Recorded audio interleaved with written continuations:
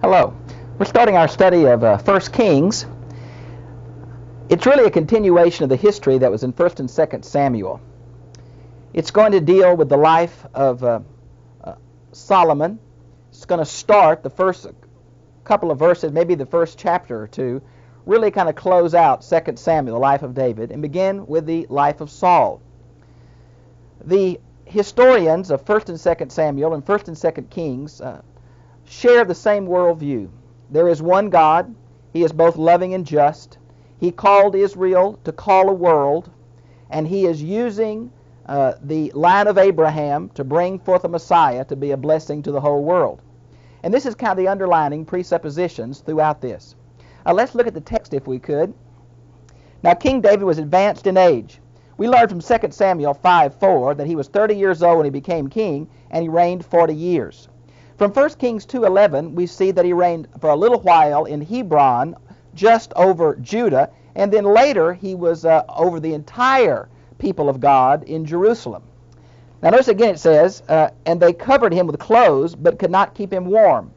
It seems that this first account of the very feebleness of David is meant to give a background to the rebellion of Adonijah, and also to show that his asking for this young concubine that we're going to be introduced to in just a moment was really an attempt to seize the throne. Both these seem to be reasons why this was brought up.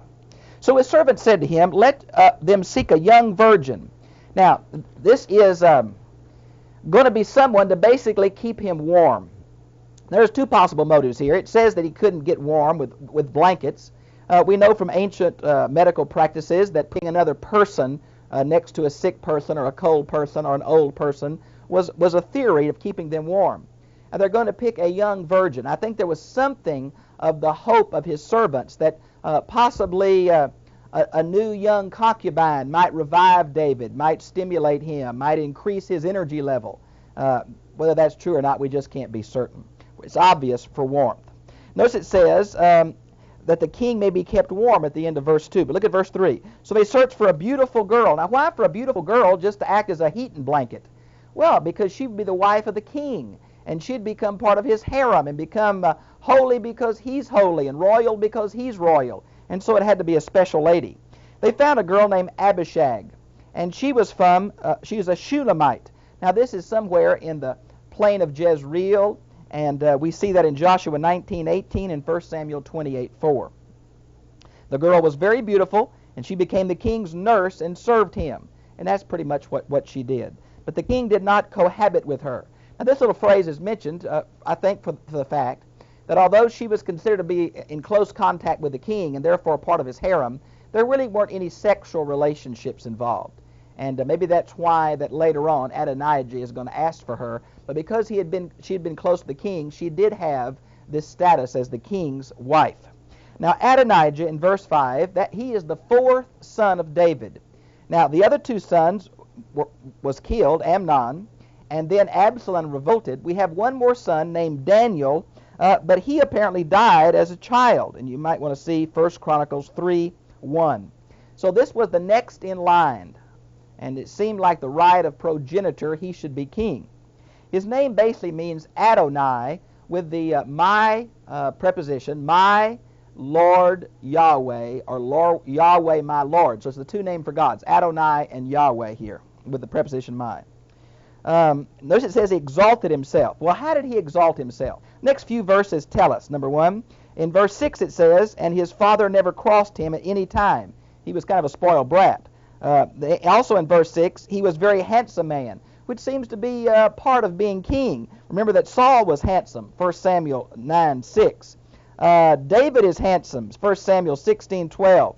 Absalom is handsome, 2 Samuel 14:25, I believe. Maybe 14:23. Can't read my own writing. It's 14:25. And then next he was born after Absalom, verse 6. Again, he was the oldest remaining son. And verse 7, he had conferred with Joab and Abiathar. Apparently he had planned this with two of the very leading people. Joab, the commander of the army, and Abiathar, the line of Eli, the priest. And so you see how the corroboration here had gone on. Now, notice what it says. He had 50 for himself chariots and horsemen with 50 men run before him. Now this is going to be very similar to what Absalom did. This idea of people running before him, you might want to see 2 Samuel 15:1, and also this idea of a sacrificing feast.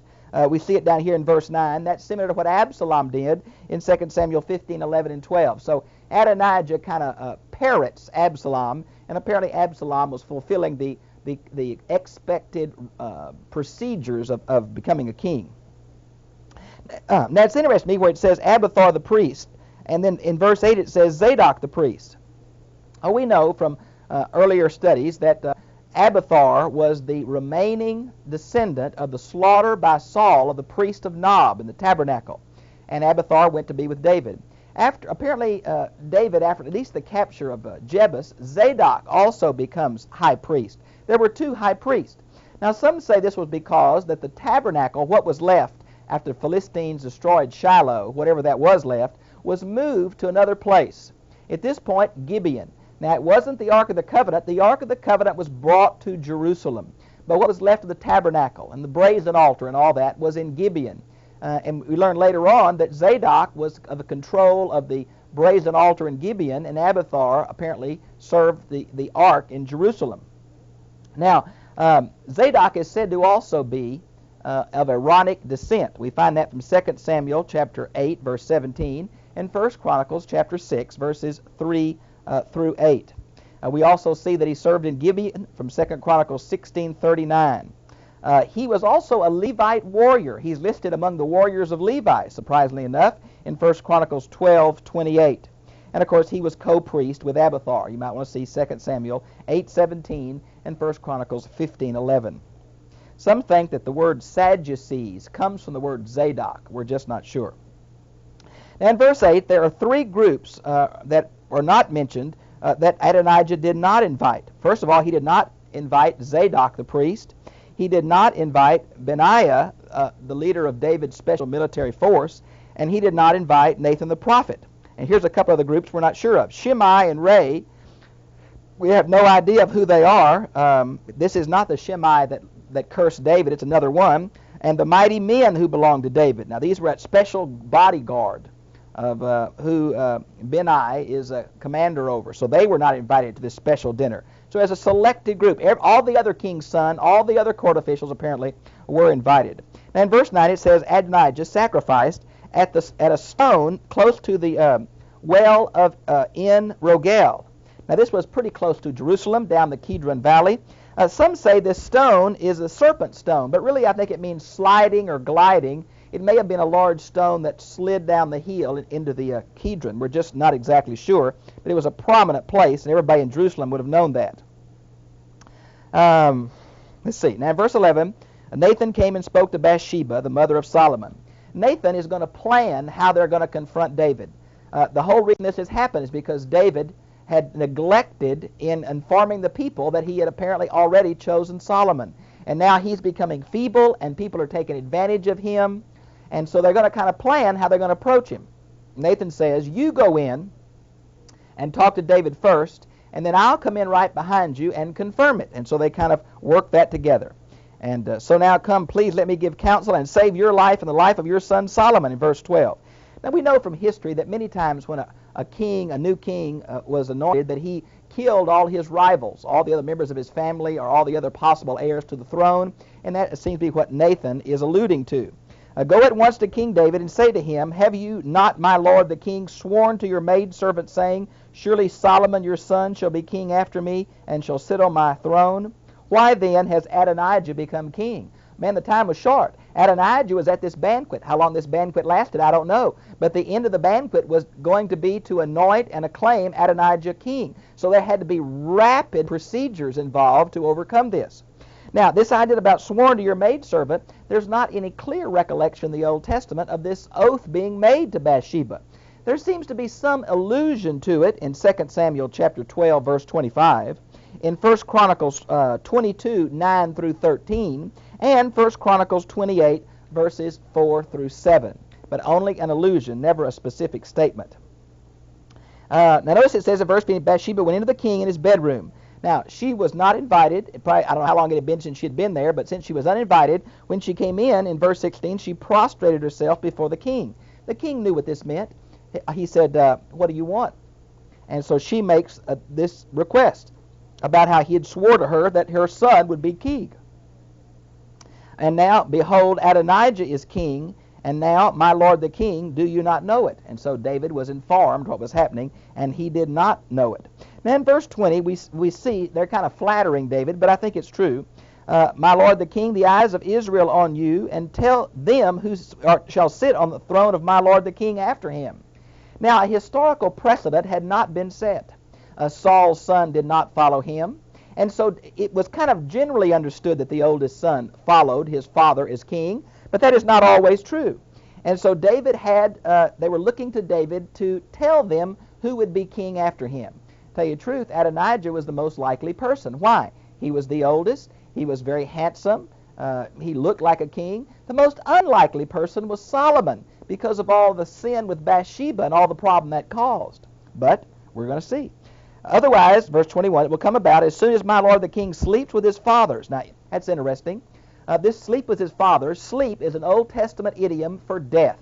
And, of course, the Jews believed there was an afterlife, but it was kind of a shadowy existence in the netherworld or the underworld where people were there and they were conscious, and they may even have been in family groupings there, but there was no fellowship and no real joy. I really think when it says to sleep with your fathers means that you're going to be buried in the royal tomb with other members of your family, and that's apparently what this means. When it says, my son Solomon and I will be considered offenders, the word here is sinners, but it means offenders in a political sense, and obviously as heir to the throne, he might be killed.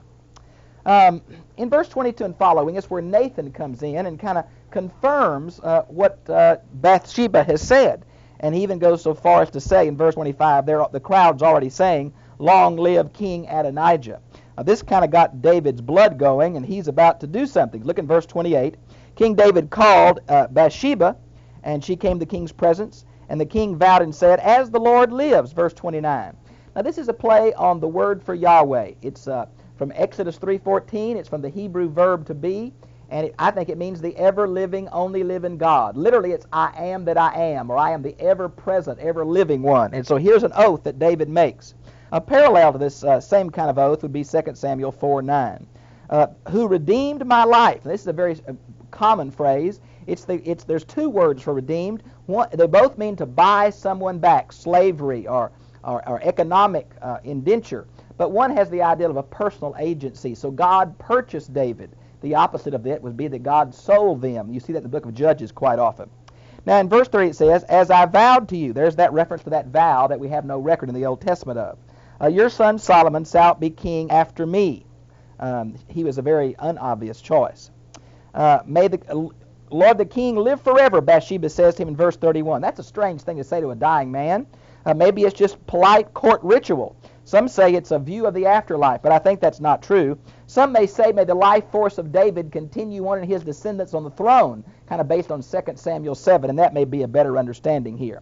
So David in verse 32 is going to call Zadok the priest and Nathan the prophet and Benaiah, the leader of the king's bodyguard. He's going to call his own bodyguard, going to call some of the servants, and they're going to take him to the Gihon spring. Now this is not really a spring, it's more of a holding little pond where the water of Jerusalem comes. A very special place, closer to the city than where Adonijah is at En-Rogel, and they're going to anoint Solomon there, and look at where it says going to make him ride on the king's mule in verse 33.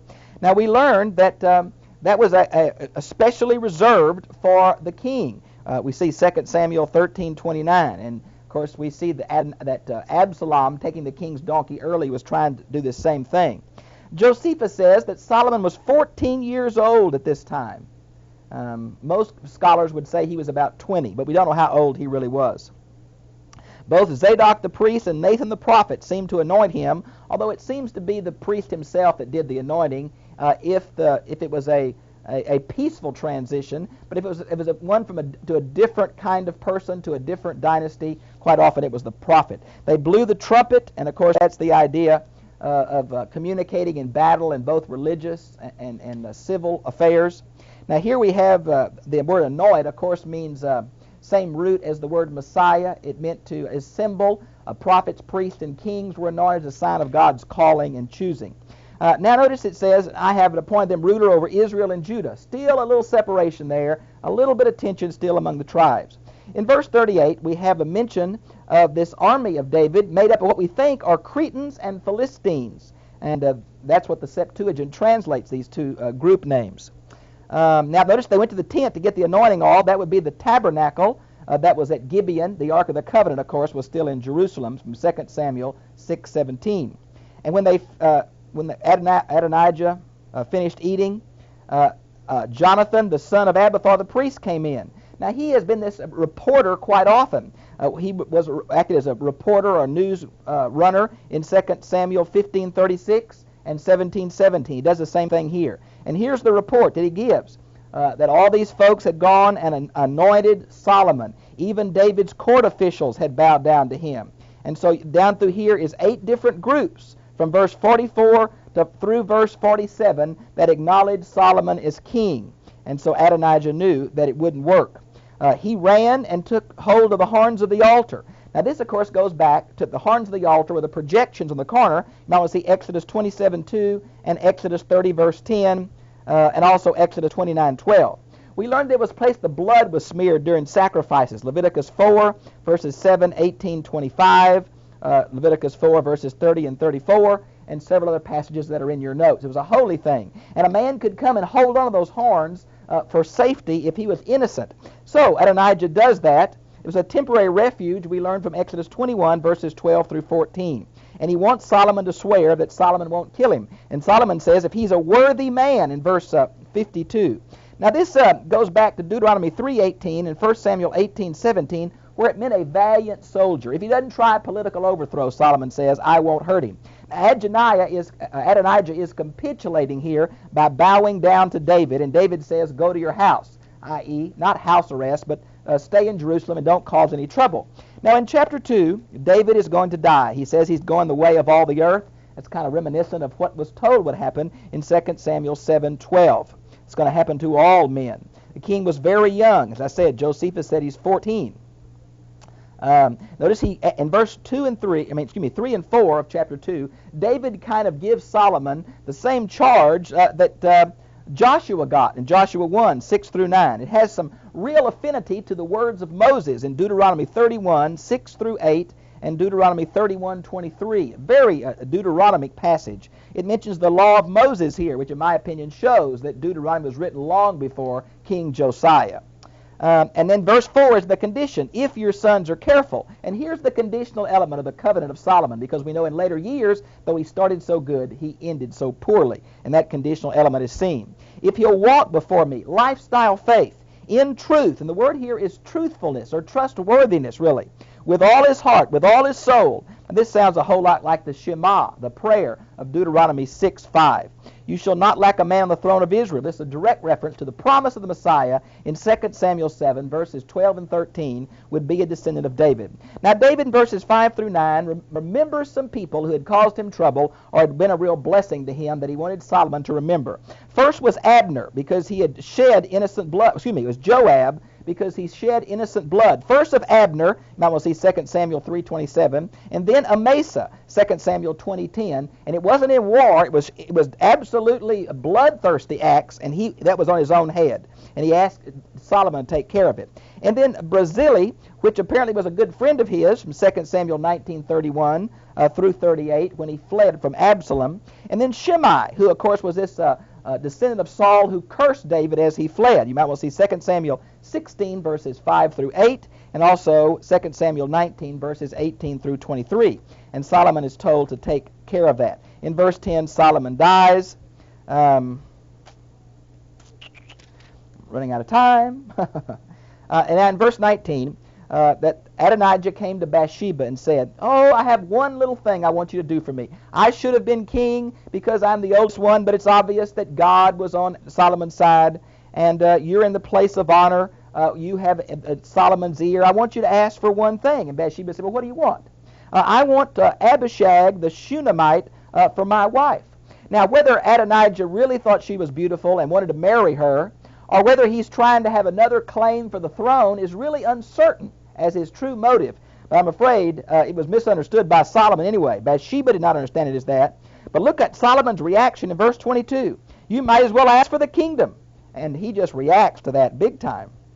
He is my older brother. You might want to see Deuteronomy chapter 21, verses 15 through 17, about the concept of the oldest son inheriting the rights and all of that of the family. The progenitor is also seen in both the Assyrian documents, the Nuzi documents, and the Mari documents, so it's very common in the ancient world. Well, Solomon thinks he's trying to take the throne, and he asks his chairman of his army to go and kill him, and he certainly does. Now, Joab, he's going to call in Abiathar in verse 26, and he's going to remind him about how he was a rebel along with Adonijah, and he's going to say, he's going to kind of exile Abiathar to his hometown, a Levitical city not far from Jerusalem. It's called Anathoth. And he's going to have to live there kind of in exile and not be priest anymore. But Solomon's not going to kill him for two reasons in verse 26. Number one, he carried the ark of the Lord. And number two, he was afflicted in all the ways as David was. You might want to see 1 Samuel chapter 21 through 22. Okay? And you'll see how Abiathar was with David. So Solomon dismissed Abiathar from being priest of the Lord in order to fulfill the word of the Lord. This word, fulfill the word of the Lord, seems to be a reference back to 1 Samuel 2, verses 27 through 36, where the sons of Eli would be cut off for being priest. Now, in verse 28, we see that Joab fled, again, like Adonijah had originally fled, to this tent where the Ark of the Covenant was in Jerusalem, and was holding on to the horns of the altar there. You might want to see 1 Kings 1:50. Benaiah was sent to kill him, but it kind of bothered Benaiah to kill somebody holding on the altar, so he came back and told David he won't leave the altar. He won't let go of the horns. Solomon says, Solomon, not David, kill him anyway. He's guilty of innocent blood. He killed both Abner and Amasa, and his blood will be on his own head, because this holding on the horns of the altar was only meant to protect those who kill someone innocently or in passion or in war, not premeditated murder. And all of Joab's murders like this, of these two military commanders, was done for personal reasons outside of battle. So he was guilty of his own blood. So the man goes back and kills him right there at the altar. Now he's going to be buried with his own house in the wilderness in verse 34. We learned that is near Bethlehem, and that seems to be where he was located. Now in verse 36 and following is the account of what happened to Shimei. Now, David said, I keep saying David, I mean Solomon, told him that he was to build him a house in Jerusalem and stay there. Now, he was one of the descendants of Saul. Apparently, Solomon wanted to separate him from the tribe of Benjamin so he couldn't cause any riots or trouble, and told him if he'd stay in Jerusalem, he could live. For about 3 years, he did that. But a couple of his slaves ran away to a Philistine city, and he went after them. Maybe it was some kind of procedure. He had to come in person. And when he did, he crossed the Kidron and broke his own vow. And when he got back, Solomon summarily had him put to death. And here we see that Solomon is kind of establishing his throne. Now, some have said it's very surprising that the mild, humble boy that prays so well in chapters 3 and 4 is this ruthless man of chapters 1 and 2 that kind of eliminates the enemies at the throne. I think Solomon was young, but I think he was acting in the common way of his day. And really, his father is the one who told him to act on this thing. So maybe he's doing it because Dad asked him to, as well as his own personality. I think each one of these things, you can see the cause and the reason in history why it had to be done. It's going to be interesting now that the account of David's life has passed away. Solomon's throne is established. And now beginning in verse 3 through about verse 12 is going to be, through 11, is going to be the acts of Solomon, how he did many different kinds of things. But we see he is established both in a godly way in chapters 3 and 4, and then in this what seeming rather ruthless way of chapter 2. And yet it all fits into the history of the ancient Near East. We can't judge that period of time by our standards. We have to judge it by its own standards. And of course, Adonijah would have been much more cruel and probably killed Solomon right off the bat. Solomon had mercy on him, but apparently he was still scheming. He had mercy on Shimei, but apparently he did not obey Solomon. And Joab could never be trusted. He was always a powerful man manipulating people, And finally, he had to be dealt with too. Well, that'll start us off in 1st and 2nd Kings. I hope you'll look at a brief introduction, maybe in your NIV study Bible. It has an excellent introduction and outline. And we'll be dealing with chapters 3 and 4 next week. I hope the study of 1 Kings will be much like the study of 1st and 2nd Samuel. We see God establishing this nation, working with his people, setting some principles of how he deals with both corporate entities and individuals, and how God is working to bring about the Messiah through this people that he's chosen when he chose Abraham in Genesis chapter 12. Well, I've enjoyed being with you, and I'll see you again, same time, same place, next week. God bless you.